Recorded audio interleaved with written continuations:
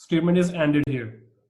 So this is just for your information, okay? But right now, the objective is to make you understand how the real life income statement looks like.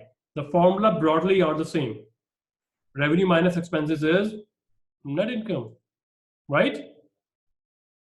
Now, retained earnings, like I said, it is that part of earning or portion of net earning that you did not distribute to the owners. Rather, you reinvested in the business, right? So, how you can find out the retained earning? Net income minus, net income minus dividend plus beginning retained earning. That would be total ending retained earnings. So net income increases the retained earning, yes, because retained earning formula is opening retained earning plus net income. So whichever is going to plus increases the ending retained earning balance. Net loss is, of course, loss going to be a negative one. So it decreases the ending retained earning. Net income flows income statement and then retained earning. Of course, when you want to find out, when you want to make retained earnings, so without net income or net loss, you cannot find out retained earning statement because this is calculated from income statement. So first you need to make income statement and then retained earning statement, right? Plus the dividend. Dividends are not compulsory. It's not mandatory by the law that you have to pay dividend. No, right? Because there are some logical stuff. Sometimes company needs money, rather distribute it to the owners, and next year ask loan, and loan has cost. So why we distribute the profit to the owners? Why not we reinvested that and buy a plant to expand our business, right? So they reinvested. So they are not obliged to pay. They are paying dividend, and dividend policy is something. It's a topic of corporate finance. So we are just right now understanding the basic principles of accounting. So we're just leaving that topic here. Just going to give you the small a taste that your business is not obligated to pay dividend.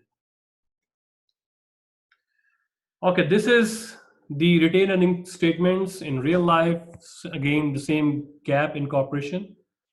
We see here retained earning beginning of the year. So this is the 2 years retained earning. Remember, right? Let me just raise a link here. So this is 2 years, right? You see 2 years. So don't just get worried. We have 2 dates, 2 years here, 2010, 2011, 2012. So don't just get worried about that. This is 2 years. So first of all, what is the formula for ending retained earning? Beginning year retained earning. So 2010 years plus income minus dividend. So this is the ending retained earning, which means 2011 retained earnings. In order to find out what is 2012 retained earning, so for them your opening retained earning gonna be from 2011.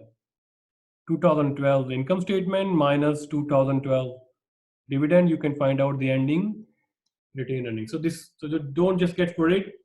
So this is 2 years combined, consolidated, combined retained earnings. So don't just get worried about that.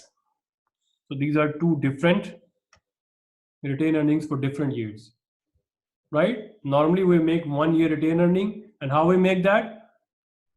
Opening retained earning plus this year net income minus this year dividend is equal to, at the end, this year ending retained earning. Right, guys? Anthony, Nam, Pinyu, Harry, Marilyn, Ella.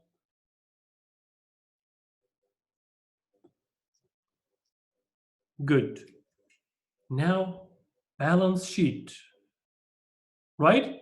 So balance sheet, also called statement of financial position, like I explained in earlier slides. Financial position not on at the specified date.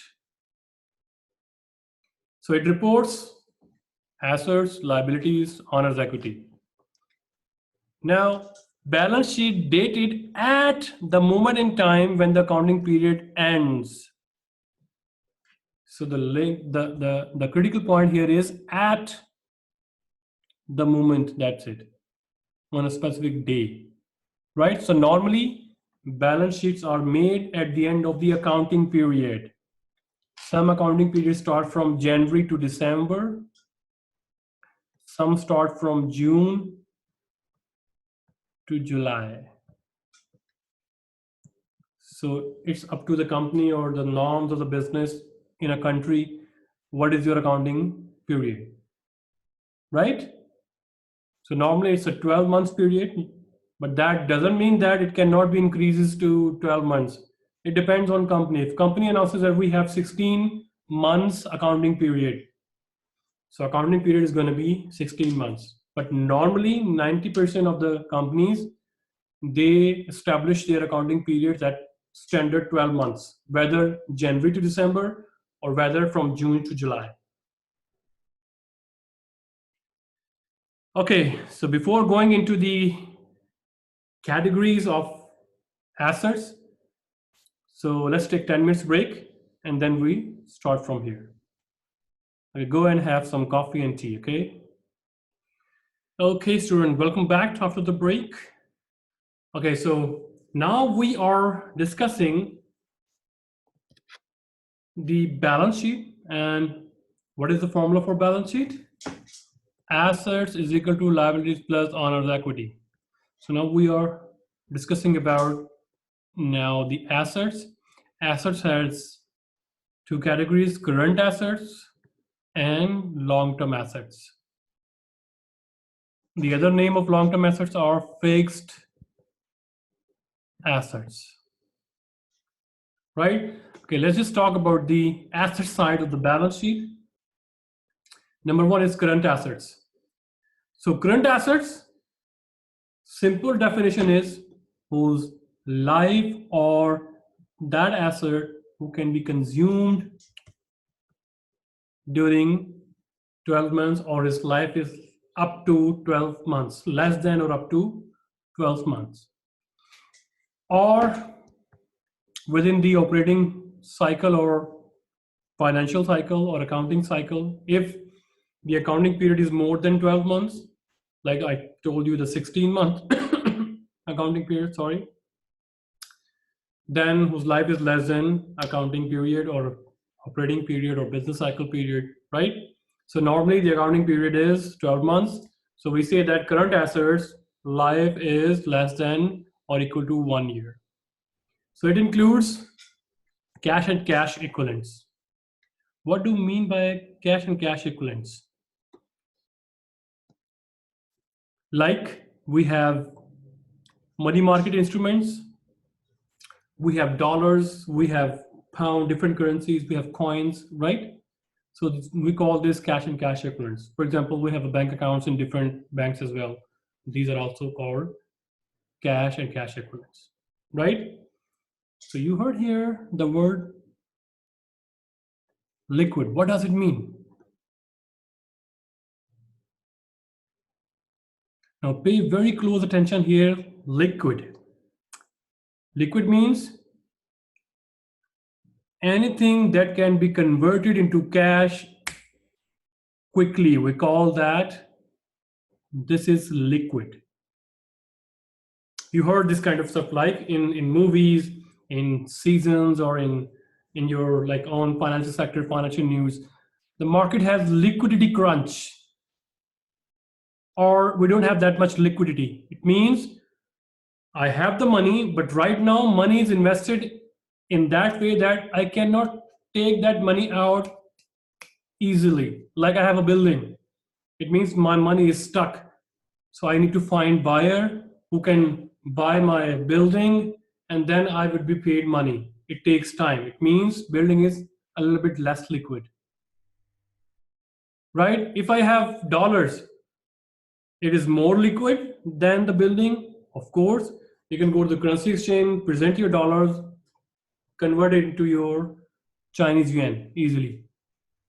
So liquidity means ability to convert into cash. How quickly you can convert your asset into cash. We call this liquidity. So cash and cash equivalents are the most liquid assets under current assets. Any question on that? Understand the word liquidity? Right? And then second one is short-term investments. We have extra cash. Oh, we find out our investment department tells us this stock is going to be increased in 2 or 3 days. Okay, Bitcoin is going to be increased in 2 or 3 days. We have the excess cash for 1 and 2 days, so we invest for 1 and 2 days, and then we take out the cash. We call this short-term investments. Or we have excess cash for 1 or 2 months. We purchase some other company's stocks, and then we keep it with ourselves, and then we can sell it. But remember, it is under current asset. It means its life is, of course, up to or less than 1 year. If more than 1 year, it is not under current assets. If we purchase company's stock, other company stock, not our own, other company stock, and our intention is that we will be selling it in 2 years or next years, then we say that that's not under short-term investment. That would be under long-term investment. Number third, accounts and notes receivable. Accounts receivable or notes receivable. Pay very close attention to the word receivable. So who we have to receive the money? 99.9% from customers. We sell the goods, we receive the money, right? So that's why the receivables are normally our customers. So amount collectible from customers, right? So if we already collected from customer, that is cash. If we receive the money, then we record it as cash. Where we receive the cash. But if we say that we deliver the goods and customers say, I'm gonna pay you in 1 month, in 3 days, in 30 days, in 15 days, it means our money is blocked for 15 days. So that customer becomes our asset because it has economic resource. It has to pay us some economic value. So that's why account receivable are those from which business need to receive money. If business already received the money, then that is not account receivable. That is, we receive the cash. Company sells goods for $300. Of course, to some customer, but company will record it as a customer? No, because company already received the cash. But if company sell the goods on credit, on account, on credit, it means company deliver the goods, company fulfill its own obligation, but company is yet to receive the money.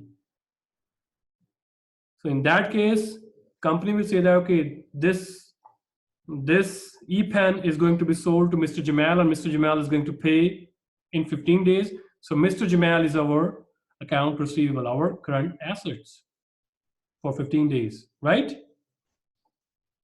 Inventory, all those merchandise and goods that company has in its stock, in his warehouse, and company didn't sell yet.